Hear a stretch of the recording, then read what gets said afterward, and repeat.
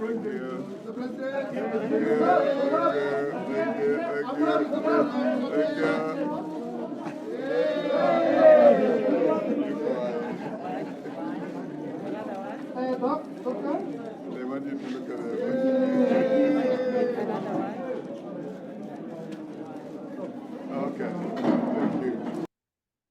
Mesdames et messieurs, bonjour. Merci d'être fidèles à l'élan africain. Aujourd'hui, nous allons faire un tour en Afrique du Sud pour essayer d'explorer les enjeux des élections nationales qui se sont déroulées aujourd'hui, mercredi 29 mai 2024. Quelques 27 600 000 personnes de Sud-Africains inscrits sur les listes électorales étaient appelées en effet aux urnes pour élire leurs députés à l'Assemblée nationale et leurs élus au Parlement locaux, qui choisiront ensuite le président de la République. Plus de 1 600 000 personnes s'étaient enregistrées pour glisser le bulletin de vote dans l'urne par anticipation. Les bureaux étaient ouverts pour eux lundi et mardi. Le Parlement, fraîchement élu, devrait siéger 2 semaines après le scrutin. Ces 400 députés seront alors appelés à élire le président de la République. Au pouvoir depuis 2018, le président Cyril Ramaphosa pourrait voir son mandat prendre fin si son parti, le Congrès national africain, n'obtient pas la majorité. C'est justement là l'enjeu principal des élections.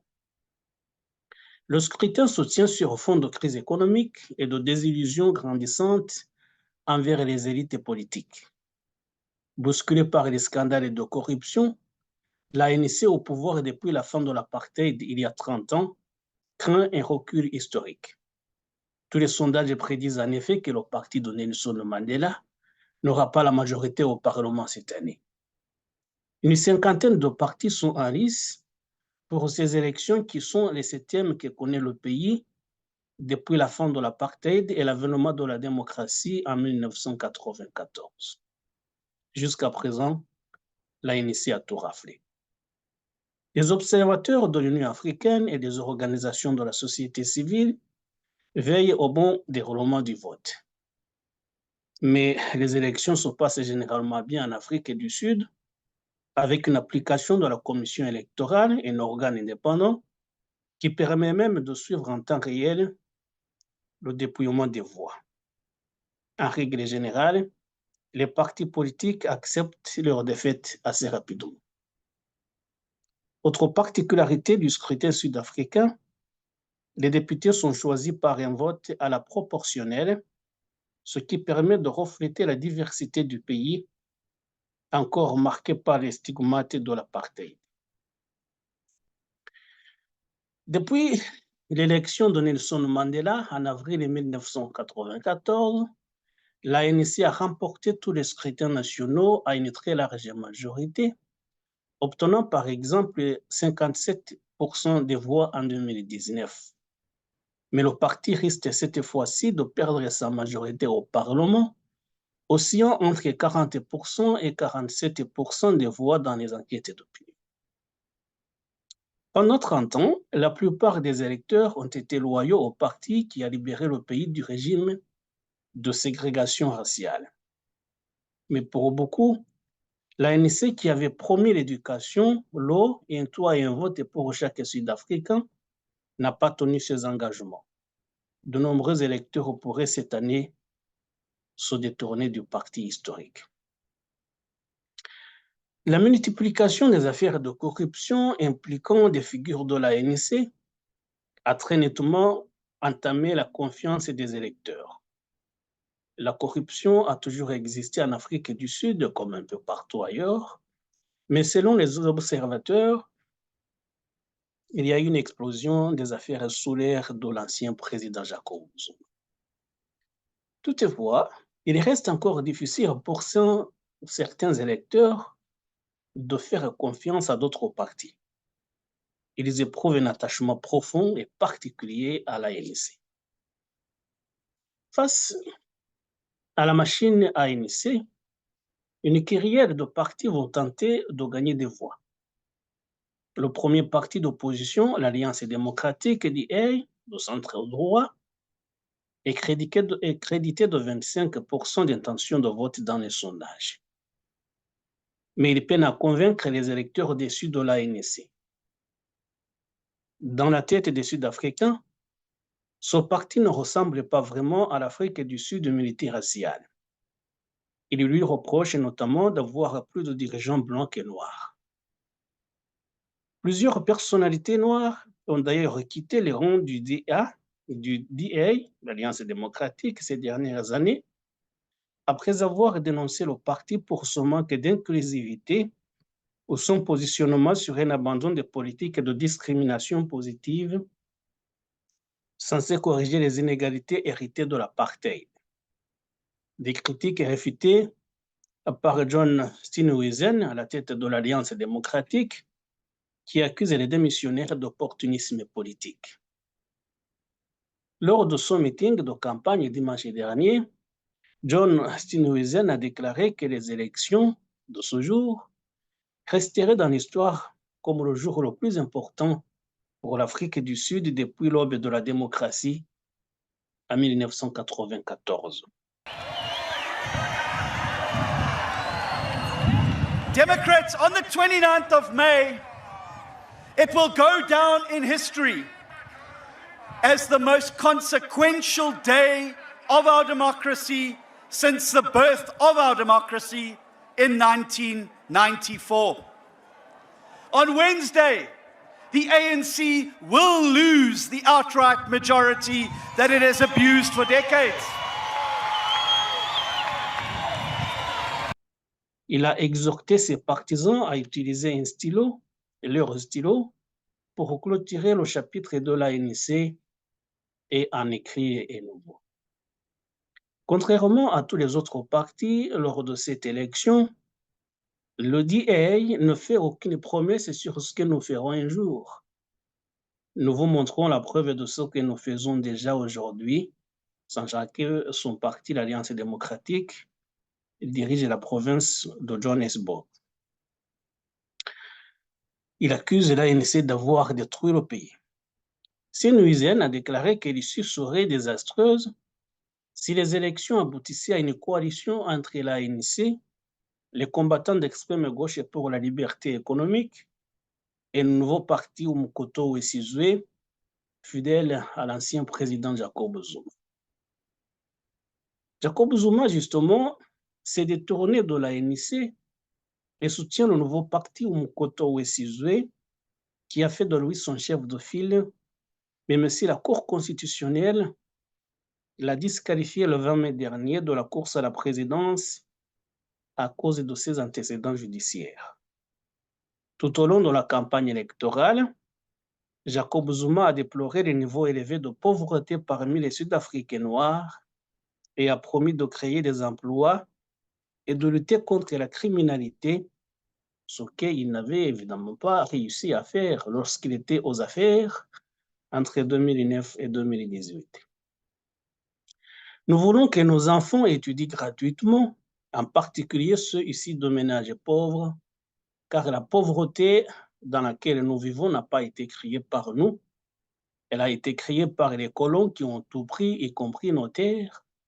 Nous allons reprendre toutes ces choses, gagner de l'argent et éduquer nos enfants, a-t-il déclaré lors d'un meeting de campagne il y a un peu plus d'une semaine. Il s'est également engagé à modifier la constitution du pays pour redonner davantage de pouvoir aux chefs traditionnels, affirmant que leur rôle dans la société a été réduit en accordant davantage de pouvoir aux magistrats et aux juges. Quand il parle de chômage, il parle de nous. Il n'y a personne d'autre. Quand il parle des gens qui partent dans les cabanes, c'est nous. Il n'y a personne d'autre qui vit dans des cabanes à part nous. A déclaré Zuma à ses partisans dont beaucoup étaient venus d'autres provinces comme le Mpumalanga et le KwaZulu-Natal, où il jouit toujours d'un soutien important. La pauvreté parmi les Noirs est à l'origine des niveaux élevés de criminalité en Afrique du Sud, selon l'ancien président Jacob Zuma. Notre faim et notre pauvreté créent l'impression que nous sommes des criminels, que nous n'avons pas de cerveau, que nous n'avons rien. Ce temps est révolu, car nous sommes de bonnes personnes qui donnons, mais certaines personnes nous poussent vers la criminalité, a déclaré Jacob Zuma. Il a indiqué que son parti visait à obtenir plus de 65% des voix au niveau national lors des élections de ce jour, car cela permettrait à son parti de modifier de nombreuses dispositions dans la constitution du pays. On voit alors mal comment lui, qui est devenu un adversaire farouche du président sortant Jacob Zuma, Cyril Ramaphosa, pourrait permettre de former une coalition avec l'ANC qu'il a déjà quitté. Les combattants pour la liberté économique, IFF, gauche et radicale, représentés par leur leader Julius Malema, ont fait campagne quant à eux auprès de la jeunesse, promettant de renverser ce gouvernement de criminels. Entendez par là le gouvernement de Cyril Ramaphosa. Dans la province du Cap, l'Alliance patriotique augmente son score. Son leader, Gaëtan Mackenzie, un ancien trafiquant de drogue, prône un régime fort et durant la campagne, il a rempli des stades dans la banlieue du Cap. Ce parti nationaliste et chrétien fait le plein dans les communautés métisses défavorisées du Cap en emportant tous les déçus de l'ANC et de l'Alliance démocratique. La peine de mort, le retour du service militaire ou encore l'expulsion des immigrés, voici les thèmes que le parti met en avant en espérant emporter la province du Cap et faire 15% des voix au niveau national. L'autre formation politique en froid avec l'ANC est l'Inkatha Freedom Party de Mobutu Sese Tshisekedi. Ce parti a promis de former une coalition gouvernementale qui exclurait l'ANC. Son chef, Velenkosini Habissa, a déclaré que l'ANC avait laissé tomber le peuple sud-africain. L'ANC a détruit notre pays. Si vous voulez construire l'Afrique du Sud, cela pourrait être difficile de faire venir une personne qui a détruit le pays et que les gens ont rejeté, a déclaré Habissa. Nous allons explorer d'autres opportunités d'abord, a-t-il ajouté. L'Inkatha Freedom Party, qui dispose actuellement de 14 sièges à l'Assemblée nationale, fait partie d'une alliance de partis d'opposition appelée la charte multipartite qui espère évincer l'ANC. Aucun sondage d'opinion ne montre pour le moment qu'il pourrait s'approcher de la majorité au Parlement. Si ce n'est pas le cas, Habissa a déclaré qu'il chercherait à recruter d'autres petits partis et candidats indépendants pour l'aider à dépasser la barre des 50%. Vous ne formez pas une coalition pour le plaisir. Vous formez une coalition parce que vous partagez des points de vue, des valeurs et une direction commune, a-t-il déclaré. Si on s'y oppose, ça ne peut pas marcher. Mais pour l'ANC, un gouvernement de coalition de ses opposants ne fonctionnerait pas, soulignant l'échec des tentatives de partage du pouvoir au niveau local. Alors, si aucun parti n'obtient la majorité, comme l'indiquent les sondages d'opinion, il n'y aura pas d'autre choix que de former un gouvernement de coalition, que ce soit du côté de l'ANC, du côté de l'Alliance démocratique, de l'Inkatha Freedom Party ou de tout autre parti. Et pour cela, ces grandes formations font les yeux doux aux petits partis qui se laissent courtiser et qui pourraient être des faiseurs de rois dans les tout prochains jours.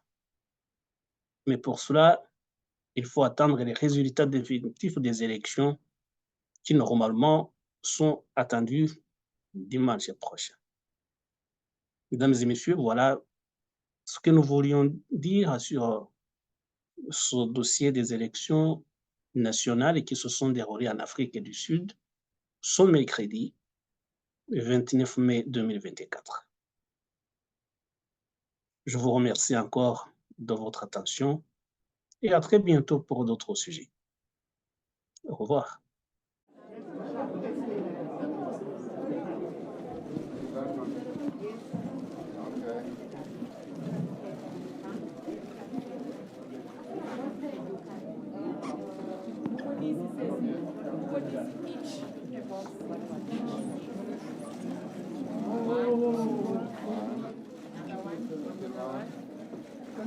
President, President. The President.